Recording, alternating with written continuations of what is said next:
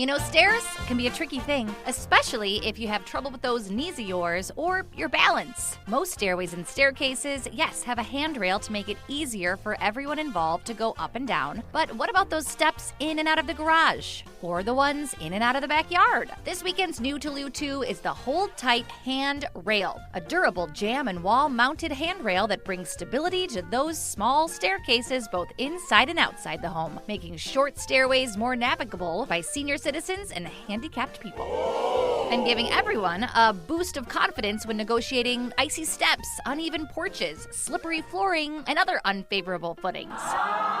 Manufactured and made in the USA, their innovative design eliminates complicated and time-consuming concrete drilling so you can install with ease and peas. Easy peasy. The Hold Tight Handrail was designed by a licensed, experienced contractor and is made from sturdy Minnesota powder-coated steel. You can choose between white or black powder-coated handrails, even for lefties or righties, or you can do both for added mobility.